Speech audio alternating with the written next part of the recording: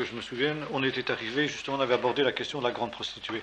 On va lire ce texte dans le livre d'Apocalypse au chapitre 17. Puis l'un des 7 anges qui tenait les 7 coupes vint et m'adressa la parole. Il me dit, viens, je te montrerai le jugement de la grande prostituée assise sur les grandes eaux. C'est avec elle que les rois de la terre se sont livrés à l'inconduite, et les habitants de la terre se sont enivrés du vin de son inconduite. Il me transporta en esprit dans le désert, et je vis une femme assise sur une bête écarlate, pleine de noms de blasphème, et qui avait 7 têtes et 10 cornes. Cette femme était vêtue de pourpre et d'écarlate, et parée d'or, de pierres précieuses, de perles. Elle tenait à la main une coupe d'or remplie d'abominations et des impuretés de son inconduite. Sur son front était inscrit un nom, un mystère, Babylone la grande, la mère des prostituées, des abominables de la terre. Je vis cette femme ivre du sang des saints et du sang des témoins de Jésus. À sa vue, je fus frappé d'un grand étonnement. Donc je me dis, pourquoi t'étonnes-tu? Je te dirai le mystère de la bête, de la femme et de la bête qui la porte et qui a 7 têtes et 10 cornes. La bête que tu as vue était, et elle n'est plus. Elle va monter de l'abîme et aller à la perdition. Les habitants de la terre, dont le nom n'a pas été inscrit dans la fondation, de la fondation du monde dans le livre de vie, s'étonneront à la vue de la bête parce qu'elle était, qu'elle n'est plus et qu'elle reparaîtra. Il faut ici l'intelligence qui est de la sagesse. Les 7 têtes sont 7 montagnes sur lesquelles la femme est assise. Ce sont aussi 7 rois. 5 sont tombés, l'un existe, l'autre n'est pas encore venu, et quand il sera venu, il doit rester peu de temps. La bête qui était, qui n'est plus, est elle-même un 8e roi. Elle est aussi du nombre des 7 et elle va à la perdition. Les 10 cornes que tu as vues sont 10 rois, qui n'ont pas encore reçu de royaume, mais qui reçoivent le pouvoir comme rois pendant 1 heure avec la bête. Ils ont un même dessein et donnent leur puissance et leur pouvoir à la bête. Ils combattront l'agneau et l'agneau les vaincra parce qu'il est le Seigneur des seigneurs et le roi des rois. Les appelés, les élus et les fidèles qui sont avec lui les vaincront aussi.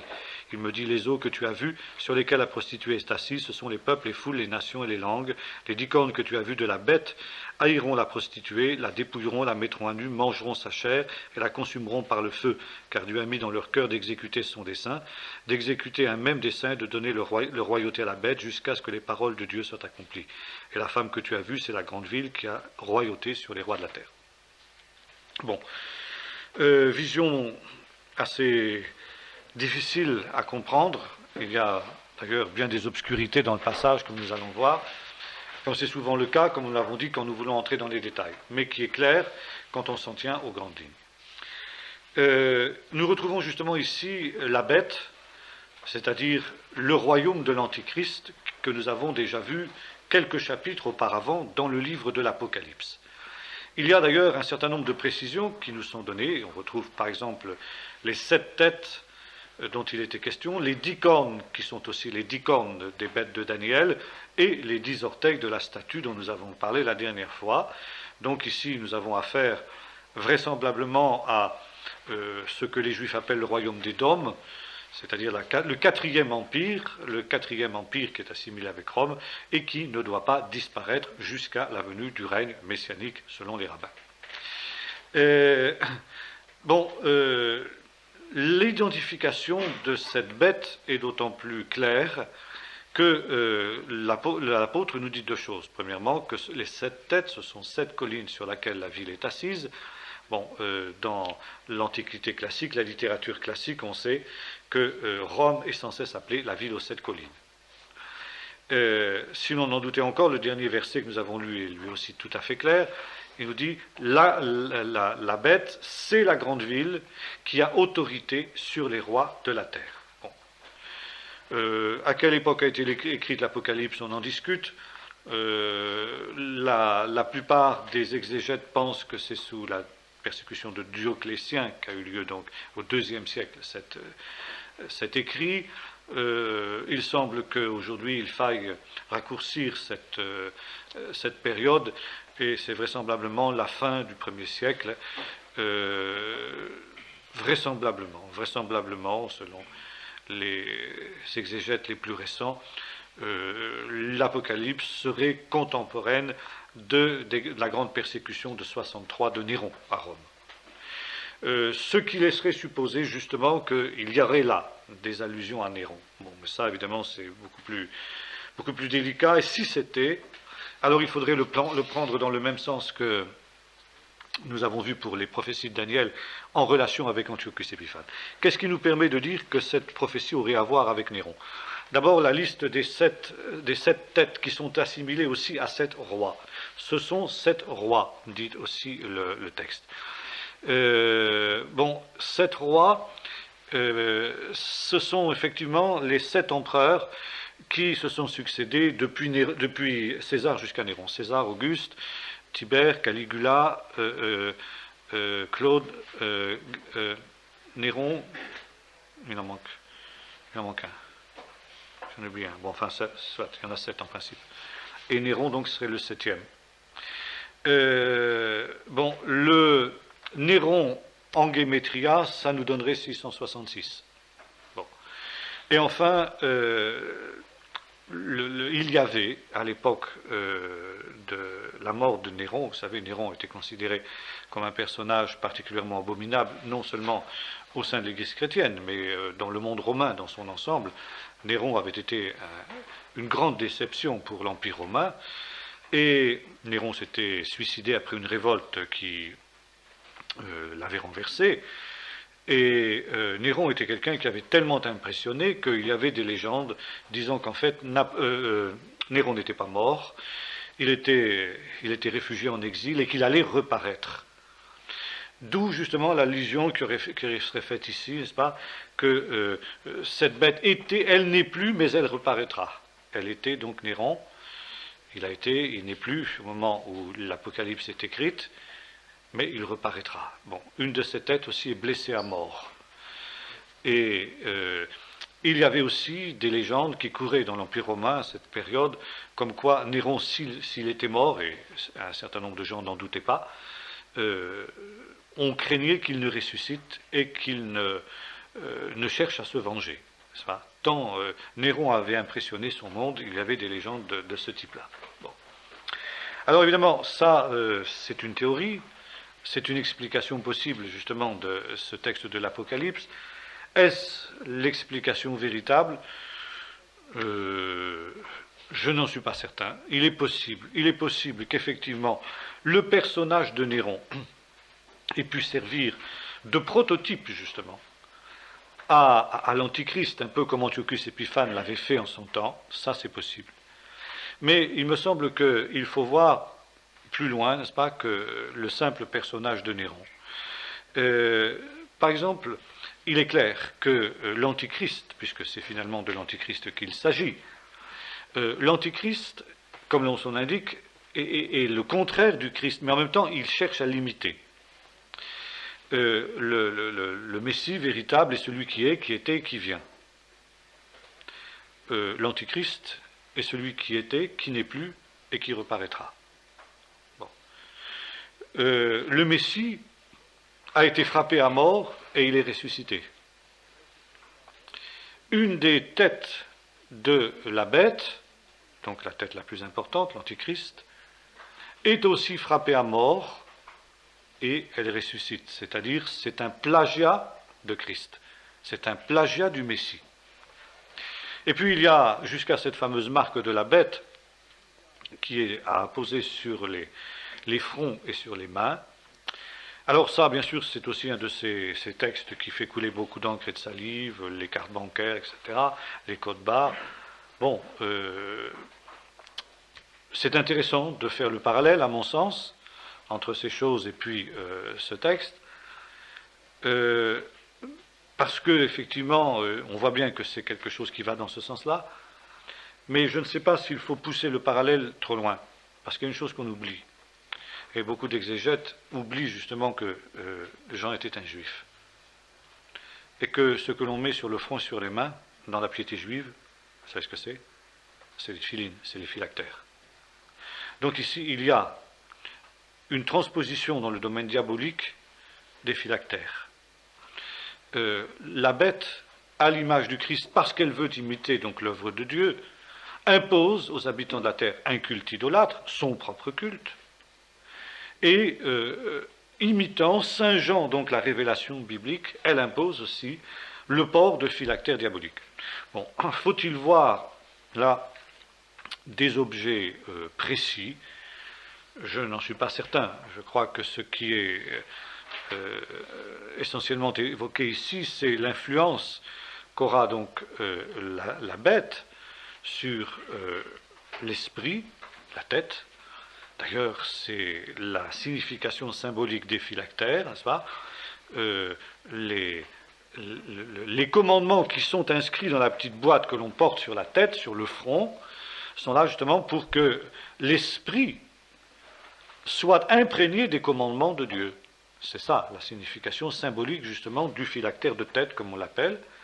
Et puis le phylactère de bras, de main, comme on l'appelle, avec lequel, qui est une lanière sur laquelle sont inscrits les commandements de Dieu, hein, sont là pour dire que non seulement le commandement est dans la tête, dans le cœur, dans l'esprit, mais également dans la main, c'est-à-dire dans l'action. On agit conformément au commandement de Dieu.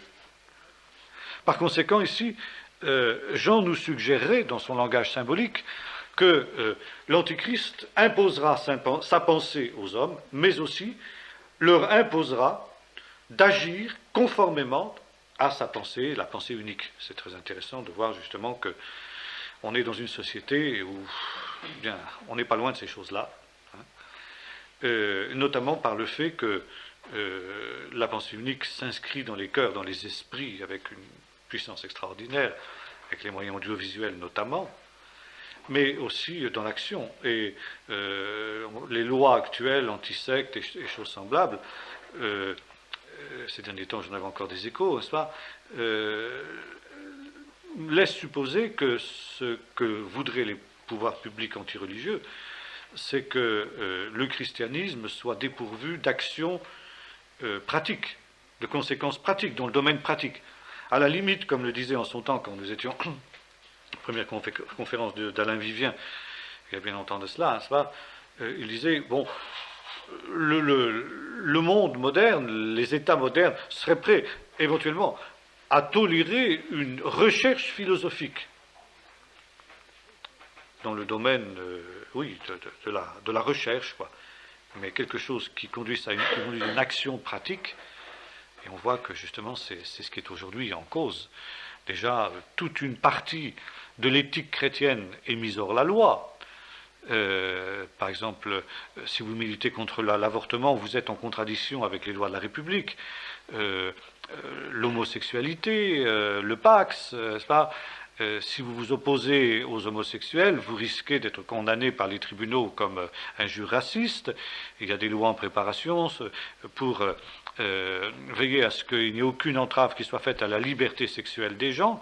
Enfin, vous voyez vers quoi ça va, quoi. Hein. Bon, on voit bien que là, c'est exactement dans le sens de ce que nous dit ici notre texte. Bien. Maintenant, cette bête en question, elle est chevauchée par une femme. Et là, c'est tout à fait intéressant aussi. Cette femme, c'est une ville, Babylone la Grande. Son nom nous est donné.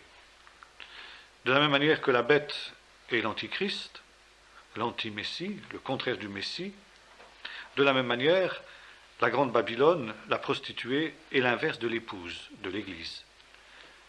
Elle est l'anti-Église. Elle en a aussi les caractéristiques.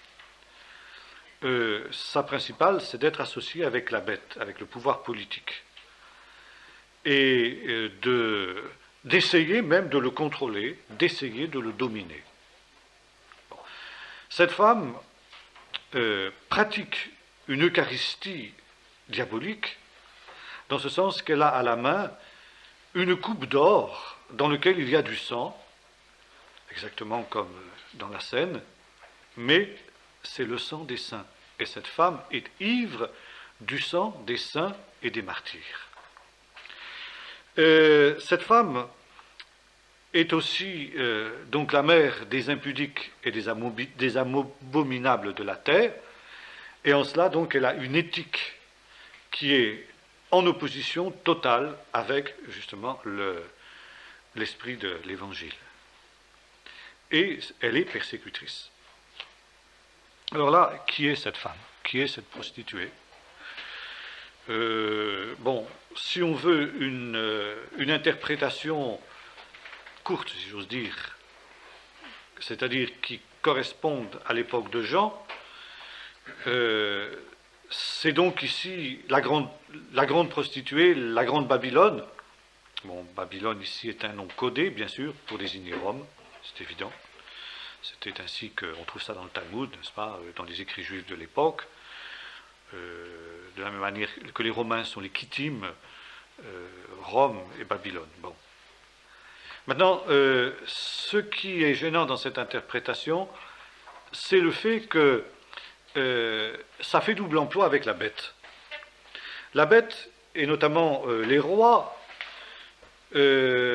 sont aussi en quelque sorte Rome, les 7 collines sur lesquelles la ville est assise. Bon, alors évidemment, elle est assimilée avec Rome en tant que cité, si j'ose dire, système urbain, quoi, hein, qui a l'autorité sur les rois de la terre, ce qui était le fait évidemment de la Rome de l'époque de Jean, ça c'est indiscutable.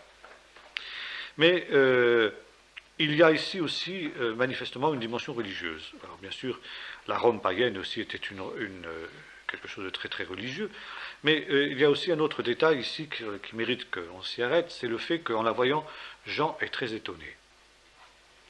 Il y a là un mystère, nous dit l'apôtre. Et ce mystère, l'ange lui dit, je te l'expliquais. Or, si il ne s'agissait que de la Rome païenne, en quoi Jean aurait-il été étonné et surpris? Là, justement, son interrogation nous pose interrogation, si j'ose dire. Et depuis les réformateurs, notamment depuis Luther était le premier qui a vu dans la grande prostituée la Rome chrétienne, la Rome catholique. Nous allons voir qu'il ne faut peut-être pas pousser trop loin le parallèle. Néanmoins, il était évident, et Luther l'avait bien vu, que la Rome catholique, la Rome papale, répond à beaucoup de critères de ce que nous trouvons ici. Première chose, l'Empire romain a survécu essentiellement en la personne de l'Église romaine. Si l'héritage de la Rome classique s'est répandu en Occident et a perduré en Occident jusqu'à nos jours, c'est quand même à l'Église catholique qu'on le doit. Vous vous souvenez comment, au moment de l'effondrement de l'Empire romain sous le coup des barbares, l'Empire romain d'Occident, ce sont les monastères qui ont recueilli l'héritage classique, les œuvres de Virgile, de Tacite et de tout ce que vous voudrez. L'esprit romain, l'esprit des lois romaines, s'est infiltré dans l'Église catholique. L'Église catholique a été quand même divisée sur le modèle de l'Empire romain. Les diocèses, c'est un terme de l'administration romaine. Chaque diocèse romain, chaque entité administrative romaine avait son évêque. Et quand le système romain s'est effondré, le système religieux mis en place par la Rome religieuse est resté en place. D'autre part, Rome, la Rome papale, a toujours rêvé de rétablir l'Empire romain à son profit, d'avoir justement l'autorité sur les rois de la terre. Et là, il nous faut remonter aussi au Moyen-Âge, notamment à la fin du Moyen-Âge, la grande époque après la réforme de Cluny, c'est-à-dire après le XIe siècle, n'est-ce pas, lorsque les papes prétendent, au nom de vous savez, de la doctrine des 2 couronnes, le Seigneur aurait donné au pape à la fois la couronne religieuse et la couronne temporelle, donc ils prétendent diriger les affaires politiques de l'Europe, et notamment de l'Empire, le fameux Saint-Empire romain germanique, qui est une création romaine, comme son nom l'indique, une création papale. Bon. On peut pousser encore le parallèle, ivre du sang des saints, bon, c'est une évidence. La liste des exactions commises par l'Église romaine dans l'histoire n'a pas d'exemple ailleurs, c'est inégalé. Ça commence avec le meurtre de l'évêque priscillin d'Avila au IVe siècle, évêque de Séville, n'est-ce pas, qui a été le premier martyr mis à mort par l'Église triomphante. Et puis on pourrait citer dans l'histoire les Bogomiles, les Vaudois, les Cathares, Jean Hus, après la Réforme, l'Inquisition d'Espagne, les Maranes, j'en passe et des meilleurs, le massacre des Indiens en Amérique du Sud, enfin, toutes ces abominations dont l'Église romaine s'est rendue coupable au nom de la foi. ivre du sang des saints, le mot n'est pas trop fort, c'est évident. Autre détail intéressant, les cornes finiront par haïr la prostituée, ils la mettront à nu, ils la dépouilleront, ils dévoreront ses chairs. Bon, ce sont des choses que nous vivons. Depuis le XVIIIe siècle, notamment le fameux siècle des Lumières, et dans les 2 siècles qui ont suivi, on a assisté à une montée de l'anticléricalisme, de la haine religieuse contre l'Église romaine. N'oublions pas que la destruction de l'Église romaine était un des objectifs des révolutionnaires de 89 en France. Et la Révolution française, un de ses objectifs était l'éradication de l'Église romaine. Elle s'était rendue coupable de tellement d'exactions, le peuple ne supportait plus, n'est-ce pas, son joug, et un début de la Révolution française était effectivement de la mettre au pas. Bon, on pourrait évoquer ensuite le pape prisonnier de Napoléon, etc. Bon, ensuite, le lent déclin de la papauté, lorsque, au moment au XIXe siècle, l'unité italienne se fait aux dépens de la papauté, que la papauté est dépouillée de son pouvoir temporel qu'elle n'a jamais censé et qu'elle n'a jamais cessé de revendiquer jusqu'à nos jours. La théologie officielle catholique prévoit que le monde entier soit soumis à l'Église catholique. Le but de l'Église catholique est de créer un royaume terrestre. C'est dans sa théologie. Jusqu'à aujourd'hui, c'est dans sa théologie.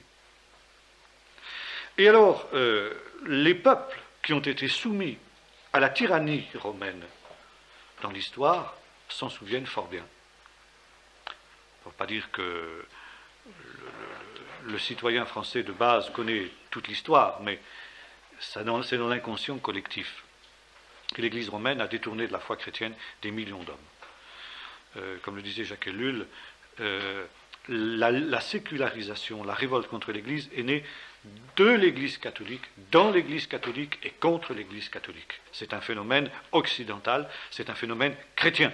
Vous n'avez ça nulle part ailleurs, vous n'avez pas ça dans l'islam, vous n'avez pas ça dans le judaïsme, vous n'avez pas ça dans les religions orientales, c'est un phénomène chrétien. C'est une révolte contre les excès, justement, du pouvoir chrétien, entre guillemets, c'est-à-dire du pouvoir essentiellement catholique. Et la haine du christianisme à laquelle nous assistons aujourd'hui, il faut bien le reconnaître, doit beaucoup à cette haine que les nations, n'est-ce pas, conquises, soumises, ont maintenant pour l'Église catholique, ce désir de secouer son joug et ce désir, cette crainte d'y retourner. Lorsque le pape, par exemple, parle urbi et orbi, et éventuellement de choses justes, d'ailleurs, avec lesquelles nous sommes d'accord, sur la morale, etc., il provoque une levée de bouclier, d'abord parce que c'est la morale, c'est vrai, mais deuxièmement parce que on craint justement que ce soit une tentative de la papauté d'asseoir à nouveau son pouvoir sur les nations. Et ça revient constamment dans les critiques qui sont faites aux prises de position papales. Il ne faudrait pas que l'Église catholique cherche à imposer sa morale, son éthique à des gens qui ne sont pas catholiques.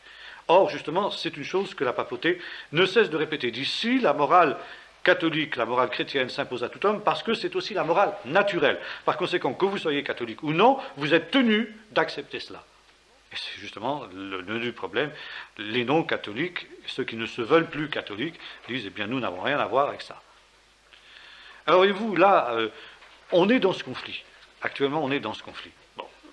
Et alors, c'est la raison pour laquelle, malgré le fait que, bien sûr, c'est pas très œcuménique de dire ça, c'est le moins qu'on puisse dire, il n'en demeure pas moins vrai qu'il est difficile, en lisant le texte biblique et en lisant l'histoire, n'est-ce pas, de ne pas voir là, justement, une image de l'Église catholique. D'autant que, bon, le pourpre, on sait bien que c'est la couleur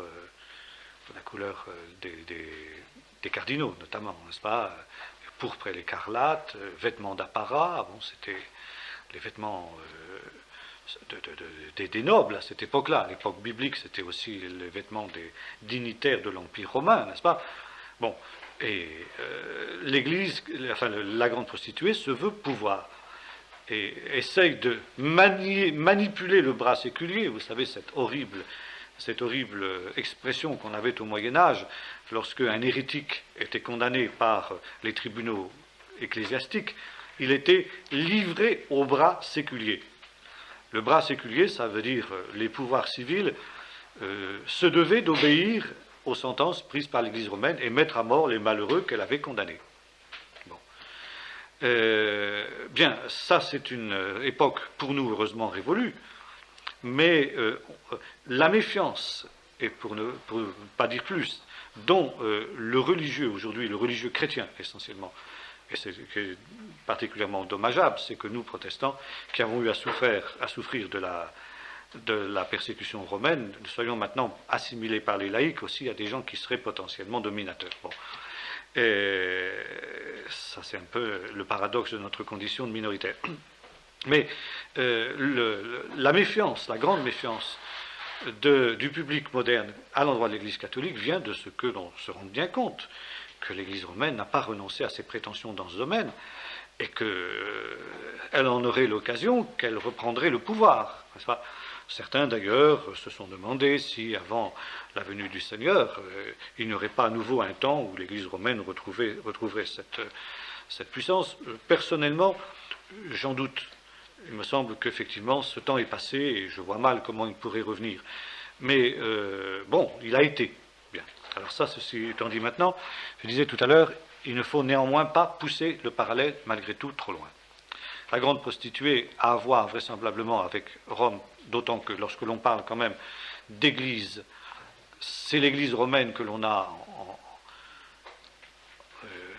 on pense tout de suite église romaine. Il suffit de voir, par exemple, en France, vous me direz, la France n'est pas absolument normative dans ce domaine-là, parce que la France est un vieux pays catholique, même si elle est anti-catholique, mais elle est catholique dans son anti-catholicisme.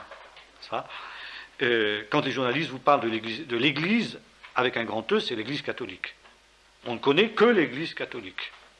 Dans le judaïsme, je me rends compte, c'est la même chose. Quand on parle des chrétiens, c'est l'Église catholique. Je me souviens de cette brave fille qui nous fouillait à l'aérodrome à Orly une année quand nous partions en Israël, et qui faisait passer l'interrogatoire habituel. Votre profession, pasteur. Ah, pasteur, vous êtes quoi? Que c'est quoi, pasteur? Je suis responsable de l'Église protestante. Ah, vous êtes protestant? Oui. Ah, donc vous êtes catholique?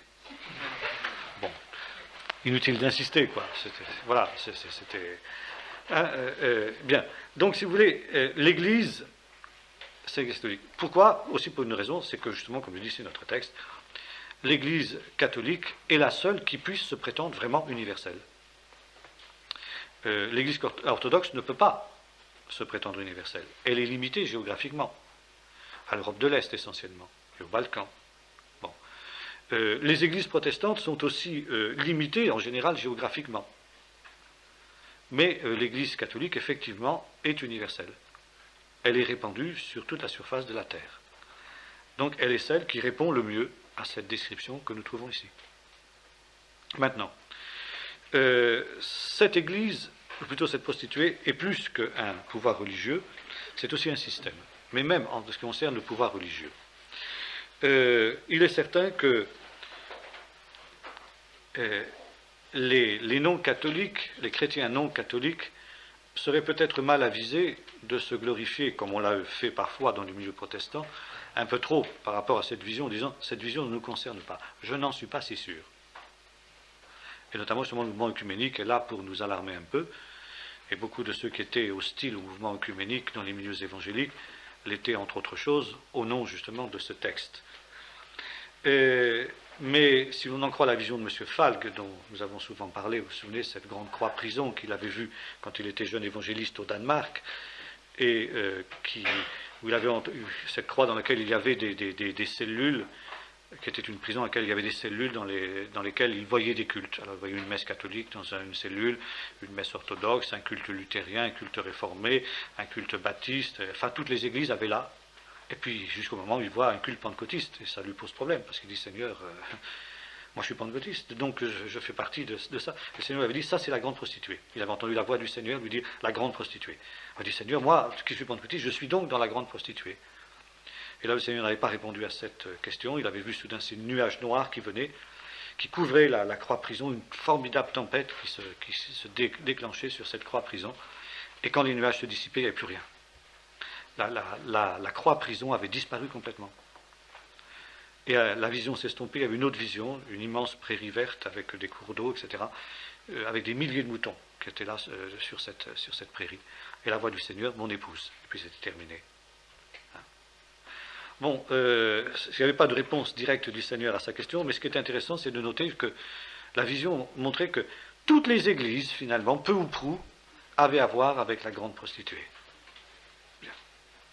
Maintenant, la grande prostituée, c'est aussi non seulement une organisation ecclésiastique mondiale, et c'est pour ça, justement, que l'organisation catholique est la seule structure qui soit capable de former l'ossature justement d'une église, d'une union de toutes les religions. Et vous savez que c'est une des préoccupations du pape, c'est le rêve d'Assise, n'est-ce pas, rassembler toutes les religions, le dialogue interreligieux, etc., pour essayer aussi de christianiser ces choses, si j'ose dire. Peut-on imaginer d'ailleurs un temps, qui ne serait pas si loin que cela, ou une espèce d'ONU à pouvoir étendu pour mettre fin à ces histoires de sectes, dirait il n'y aura plus maintenant que telle et telle religion reconnue, licite, le catholicisme, l'orthodoxie, les grandes dénominations protestantes, le judaïsme, l'islam, l'hindouisme, le bouddhisme est terminé. Toutes les autres sont hors la loi. Ça, on peut imaginer, on va vers ça, on sent bien que c'est vers ça qu'on se dirige, quoi. Mais la grande prostituée, c'est aussi un système plus vaste qu'un système religieux. Parce que bien sûr, il y a interconnexion entre toutes ces choses. C'est une civilisation. Et finalement, vous savez qu'au Moyen-Âge, on parlait de civilisation chrétienne. Donc, en même temps d'un système économique, d'un système social, l'Église avait son système social, elle a encore. Il est passé de mode, mais enfin, il existe toujours dans ses cartons. Elle avait ses réseaux économiques, elle les a toujours, la Banque du Saint-Esprit par exemple, en Italie, qui fait des bénéfices très importants, n'est-ce pas? Spirituels, ça c'est une autre chose. Mais enfin, ça existe. Le Vatican est impliqué dans des affaires mondiales absolument incroyables, y compris dans les ventes d'armes et de drogue d'ailleurs, n'est-ce pas? Le journaliste anglais David Yallop, qui avait écrit, comment ça s'appelait ce bouquin, Au nom de Dieu, a démonté tous ces réseaux-là, n'est-ce pas? C'est une des puissances économiques et commerciales les plus importantes du monde, il ne faut pas l'oublier. Donc ici, un système économique, commercial, financier, politique. D'ailleurs, la politique du Vatican, bien que le Vatican soit un des plus petits États du monde, n'est-ce pas, c'est un des États très importants. Vous savez que le mépris de Staline, qui demandait à Churchill, quand il lui parlait du pape, le pape, combien de divisions? Seulement, Staline était obligé de reconnaître que le pape n'avait pas de division, blindée, sous-entendu, mais il avait une puissance. Et il est certain que quand le communisme s'est effondré, Jean-Paul II y est pour quelque chose. Ça, il faut lui rendre cette justice. De connivence avec Reagan, Jean-Paul II, qui venait de l'Est lui-même, qui savait dans quel état était le communisme, a dit à Reagan, c'est le moment de porter les stockades au communisme, le communisme est miné de l'intérieur. Et l'histoire de la subversion par l'intérieur du communisme est une histoire qui commence à filtrer, mais qui est réelle. Et c'est d'ailleurs la raison pour laquelle les dirigeants communistes de l'époque ont essayé d'éliminer Jean-Paul II physiquement, vous savez, par le fameux Bulgare, c'était un Bulgare, non, un Turc, mais ça passait par la Bulgarie, si ma mémoire est bonne. Donc justement parce qu'ils se rendaient compte que Jean-Paul II devenait dangereux pour eux. Alors donc, le Vatican a été impliqué à fond dans les affaires de Yougoslavie, et la pagaille qu'il y a en Yougoslavie est due essentiellement à la diplomatie vaticane. Au Moyen-Orient aussi, on sait que la diplomatie vaticane est extrêmement active.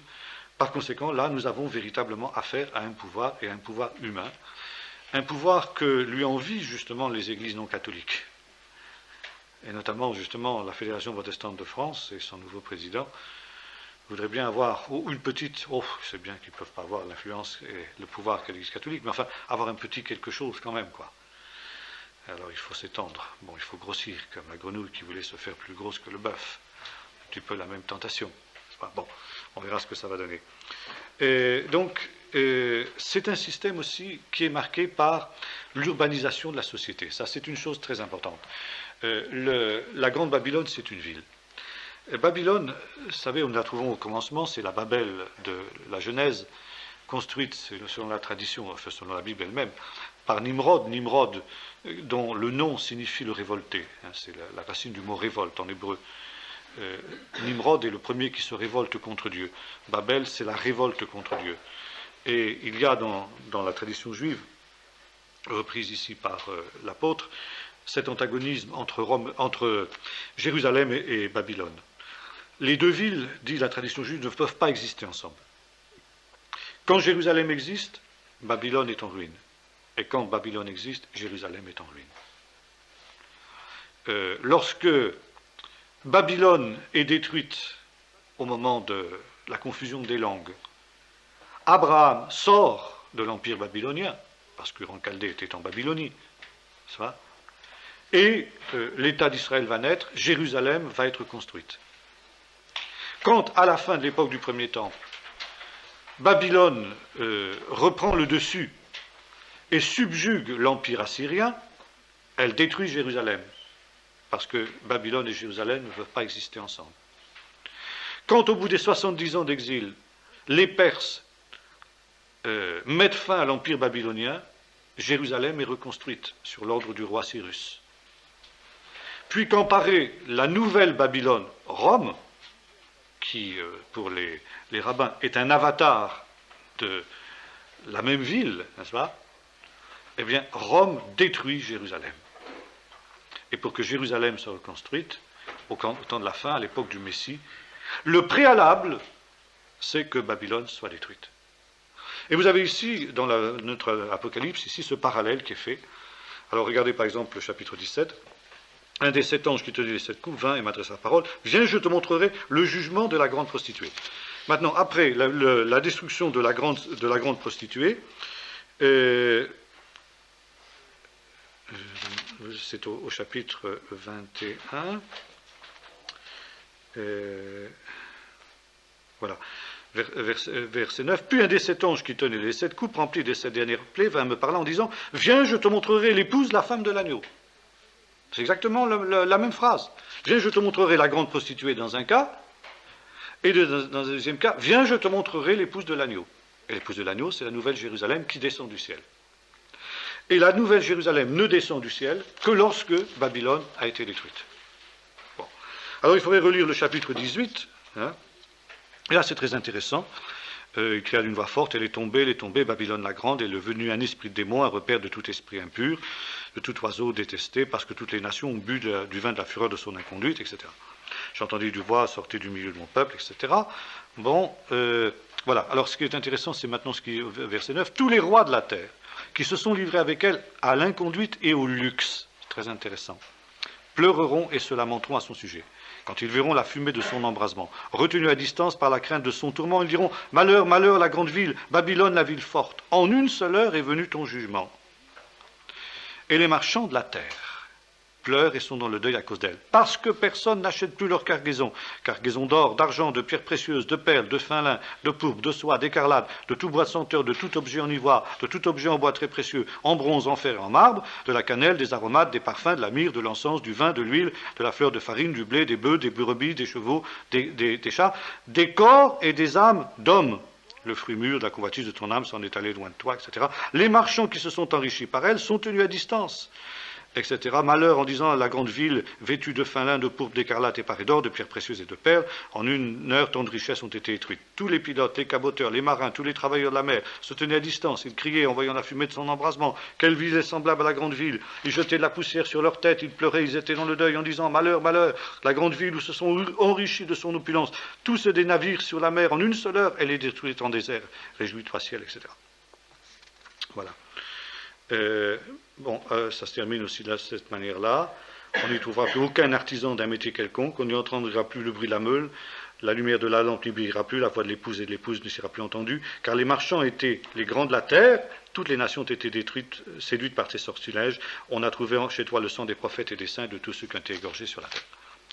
Alors, cette kina, comme on appelle en hébreu, c'est-à-dire cette lamentation sur le jugement, à la manière des prophètes, dit plusieurs choses intéressantes. Premièrement, nous avons ici affaire à non plus seulement un système religieux, mais à une civilisation politico-religieuse. Et même, on pourrait dire, anti-religieuse aujourd'hui, mais finalement, qui restait religieuse, qui est restée marquée par le christianisme, même quand elle est anti-chrétienne. Bon. Quelqu'un disait ça dernièrement dans Le Lien, je crois. Il disait, la civilisation occidentale est d'hommes qui s'est détourné de l'héritage judéo-chrétien, a gardé du christianisme ce qu'il avait de plus mauvais, c'est-à-dire l'antisémitisme. Bon. Et donc, il y a ça. Deuxièmement, civilisation urbaine, la grande ville. Et ça, c'est une ancienne tradition juive que nous retrouvons aussi, à savoir que, vous savez, la première Babylone, les hommes cessent de la construire. Et il y a un midrash qui dit ceci. Le rêve de tous les hommes, de tous les temps, c'est de reconstruire Babylone. Et toutes les générations essayent d'achever la construction de Babylone. Et ils n'y réussiront qu'au temps de la fin, avant la venue du Messie. Avant la venue du Messie, Babylone sera achevée. Jean connaissait cette tradition manifestement ici, et il y fait référence, parce que justement, avant la venue du Messie, Babylone est achevée. C'est une civilisation mondiale. Et c'est une civilisation urbaine. Et c'est très intéressant de constater qu'aujourd'hui on nous parle du grand village mondial. Et c'est le forum de Davos qui est rassemblé en ce moment, on est en pleine actualité, c'est le Council of Foreign Relations à New York, c'est la trilatérale, c'est toute cette mondialisation qui se met en place sous nos yeux. Et en l'espace de ce siècle qui vient de s'écouler, on est passé, en ce qui concerne la population mondiale, d'une population qui était essentiellement une population rurale, on est passé maintenant à une population qui est essentiellement une population urbaine. Les Babel modernes, comme Mexico, 24 millions d'habitants, Tokyo, New York, etc., j'en passe des meilleurs, bon, c'est démentiel, quoi, c'est démentiel. On n'est plus à l'échelon humain, on est vraiment justement dans la vision de Babel, de la démesure de l'homme, de l'hubris de l'homme.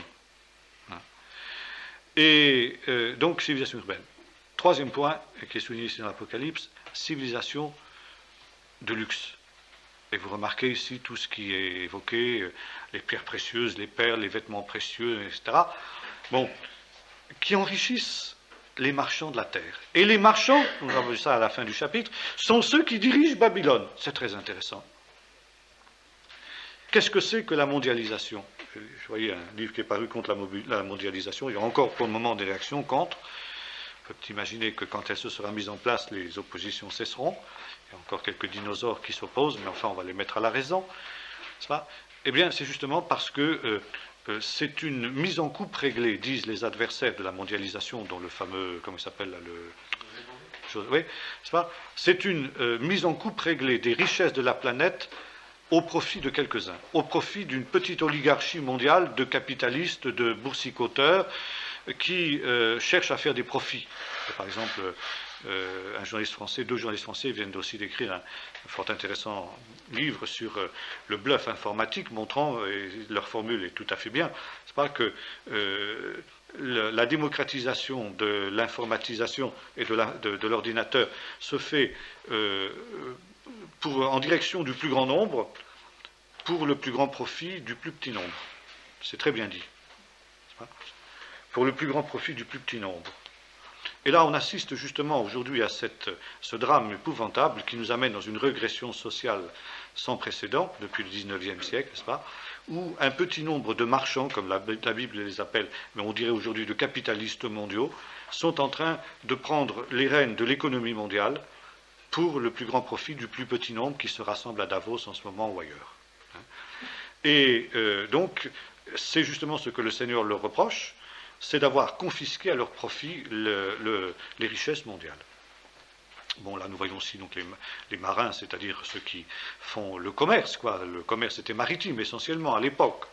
Donc, c'est la même idée. Marchand, commerce, c'est une société de marchands, une société capitaliste à la fin, qui opprime les faibles au profit, justement, des puissants, et qui sont, justement, le système qui forme l'ossature du système de l'Antichrist. C'est la raison pour laquelle, quand nous étudions ces textes aujourd'hui, nous avons l'impression d'être en pleine actualité. Et c'est un système aussi qui est fragile. C'est ce qui apparaît aussi dans notre texte. En 1 heure, son jugement est réglé. C'est une chute brutale et soudaine. Alors, faut-il prendre 1 heure au sens propre du terme? Pourquoi pas? Mais même si ce n'est pas à prendre au sens littéral, ça signifie en tout cas un délai de temps très bref. Et vous savez que constamment, notre système qui est instable, notre système économique mondial et financier, peut s'effondrer d'une heure à l'autre, justement. C'est ce que vous expliquez, le gars, quand vous étiez là-bas. Non, c'était avec Jordan, vous étiez au séché. D'une heure à l'autre, le système peut s'effondrer. Et il suffit de déplacements de capitaux, etc. Imaginez finalement tout cet argent virtuel, parce que c'était de ça qu'il était question. C'est de l'argent virtuel qui n'existe pas. Finalement, l'argent, c'est rien, jamais. L'argent n'a mérité autant son nom hébreu qu'aujourd'hui, le mammon. C'est-à-dire l'anti-réalité. C'est quelque chose qui n'existe pas. L'argent, c'est rien, ça n'existe pas. Vous avez de l'argent totalement artificiel, comme maintenant vous aurez l'argent virtuel par les cartes bancaires et ces choses comme ça. Bon. Alors ça fragilise énormément le système bancaire mondial. Et les grandes banques mondiales sont obligées constamment de corriger les fluctuations qu'il y a dans tel pays d'Amérique du Sud, etc., pour ne pas provoquer un krach mondial, justement, de l'économie. Bon, est-ce qu'on va pouvoir jouer constamment ce jeu d'équilibriste? Rien n'est plus improbable. Et justement, ici, notre texte nous laisse entendre qu'un jour, il y aura quelque chose de ce type-là. Enfin, dernier point. La Grande Babylone, c'est l'impudicité. Dès le départ, elle est associée avec la prostitution. Elle est qualifiée de la mère des impudiques. Et l'idée d'une impudicité, d'une impureté, revient constamment, justement, dans les 2 chapitres que nous avons lus, 17 et 18 du livre de l'Apocalypse. Bon, pas besoin, évidemment, de piloguer longtemps pour nous rendre compte que c'est aussi une des marques de notre société. D'ailleurs, n'est-ce pas toujours aussi la société de luxe qui engendre automatiquement ce genre de choses? J'ai noté aussi d'une manière tout à fait intéressante que la radio annonçait l'an dernier que les industries de luxe dans le monde entier avaient fait un bond extraordinaire au point de vue des profits, quoi. Au moment où de plus en plus de pauvres gens crèvent de faim, les riches ont toujours plus de richesses pour acheter sans cesse de nouveaux produits de luxe. Vous avez ça justement dans l'Apocalypse, et automatiquement, cette évolution-là provoque un jugement de Dieu. Un jugement de Dieu qui voit la destruction totale de Babylone, destruction totale, donc autrement dit, de la civilisation mondiale, de la civilisation qui est en train de se mettre en place sous nos yeux, et son remplacement, donc par le royaume de Dieu, par la nouvelle Jérusalem, par le millénium, finalement, d'abord, avant justement l'arrivée de la nouvelle Jérusalem, dont nous aurons justement l'occasion de parler. Alors évidemment, cette ruine de Babylone se fait au travers de cataclysmes importants. Les prophéties bibliques annoncent de tels cataclysmes d'une manière très précise dans bien des textes, montagnes qui s'effondrent, les étoiles qui tombent du ciel, on en rigole, mais enfin vous savez qu'actuellement les astronomes prennent très au sérieux le fait que la Terre pourrait bien entrer en collision avec des astéroïdes, des comètes ou des corps célestes qui se baladent comme ça dans l'espace, avec des conséquences extrêmement graves. Bon, on voit dans l'Apocalypse une grande étoile qui tombe du ciel et qui provoque une grande obscurité. Or, c'est exactement ce qui se passerait, nous disent les savants, si effectivement la Terre était percutée, je suis fatigué, était percutée par un astéroïde de ce type-là, quoi. Alors, ce n'est pas une étoile, comme le Soleil, mais enfin, c'est un corps céleste. Finalement, c'est le sens du mot kohav en hébreu. Ce n'est pas obligatoirement une étoile au sens propre du terme, un corps céleste, tout simplement. Bon. Alors, on a ça dans bien des prophéties, les tremblements de terre, les guerres. Bon, ça, on aura l'occasion de le revoir, justement. Et là aussi, on est en pleine actualité. Guerre qui se concentrera autour de Jérusalem, parce que justement, le diable est précipité sur la terre, nous dit le livre de l'Apocalypse dans le chapitre 12, et il sait qu'il a peu de temps.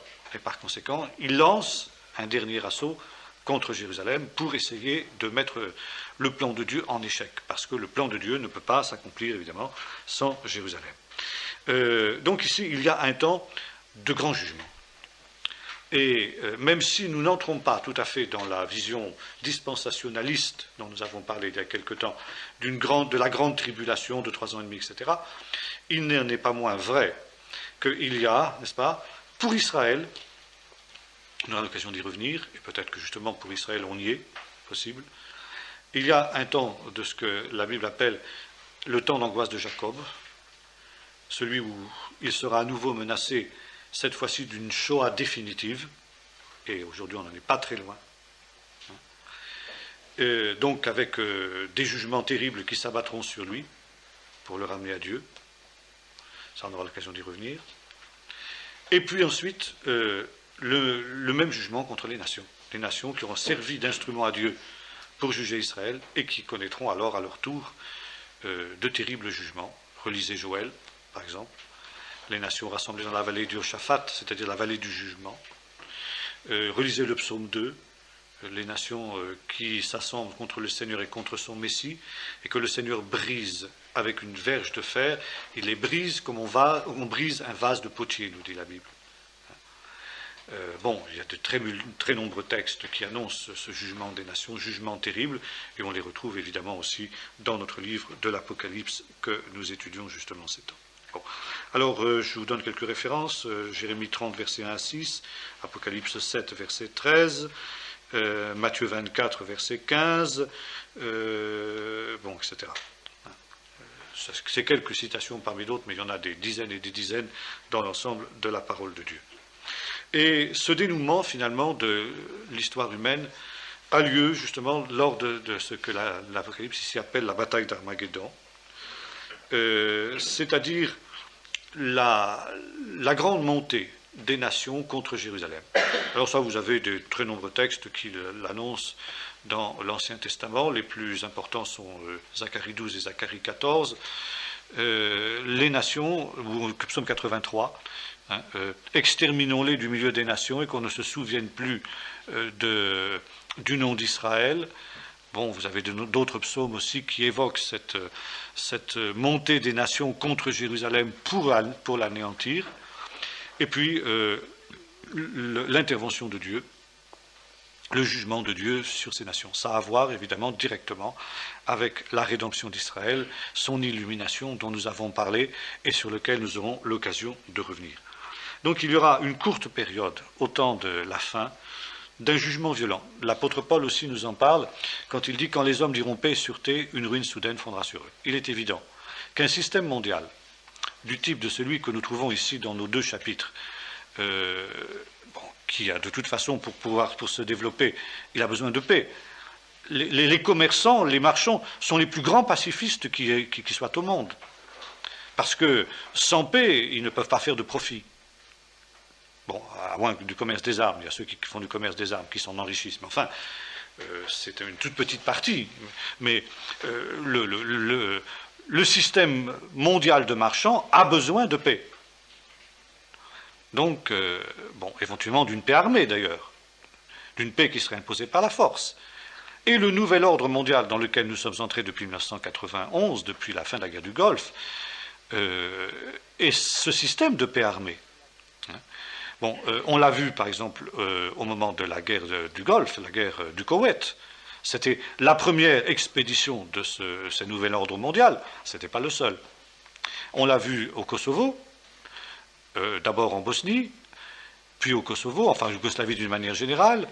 On l'a vu dans, je ne sais plus trop quelles îles, là-bas d'Indonésie, où l'ONU s'est intervenue pour rétablir l'ordre. On l'a vu en Somalie. On l'a vu dans d'autres régions comme ça. Et puis, actuellement, le brave Arafat est en train de rameuter le monde entier pour qu'une opération du même ordre ait lieu au Moyen-Orient, venir protéger les pauvres Palestiniens menacés par Israël. Donc, paix armée. Quand les hommes diront paix et sûreté, alors une ruine soudaine fondra sur eux. Nous retrouvons ici l'idée de soudaineté. En 1 heure est venu ton jugement, et ils n'échapperont pas. Donc ici, il y a cette courte crise finale qui éclatera, mais qui sera d'une très grande violence, parce qu'elle sera la manifestation des grands jugements de Dieu. Ce qui ne veut pas dire d'ailleurs que, en attendant, il n'y aurait pas des troubles, des problèmes et des difficultés quand on dit paix et sécurité, ça ne veut pas dire obligatoirement qu'il y a paix et sécurité. Ça veut dire qu'on déclare que l'état dans lequel on est paix et sécurité. Bon, on sait bien que pendant que nous sommes ici en paix, en Afrique ou ailleurs, il y a des ethnies qui s'entretuent joyeusement, sans que ça n'inquiète personne. Pourquoi? Parce que ça menace pas. Ça ne menace pas les intérêts économiques des grands. C'est tout simplement ça. Je crois que les conflits qui ne menacent pas justement les équilibres économiques n'existent pas. Ils n'existent pas pour les médias, donc ils n'existent pas du tout. Sauf pour les pauvres qui sont pris dedans et qui y meurent. Cela, pour eux, c'est bien réel. Mais pour ceux qui sont hors du théâtre des opérations, ça n'existe pas. On ne veut pas le savoir. Maintenant, évidemment, quand ça menace des intérêts économiques, c'est autre chose. Là, on a un bras armé qui vient pour rétablir l'ordre. Bon. Alors, quand ce sera, bien une ruine soudaine fondra sur eux et ils n'échapperont pas. Et par conséquent, l'élimination de Babylone, finalement, Nimrod, dans la tradition juive, est aussi un des types de l'Antichrist. Donc la Babylone de la fin sera le royaume de l'Antichrist. L'élimination de ce royaume est un préalable obligé à la parousie, ça veut dire au retour de Jésus. Ça, on verra, si vous voulez, la prochaine fois. Justement, Israël et la parousie, ce sera notre sujet. Bien.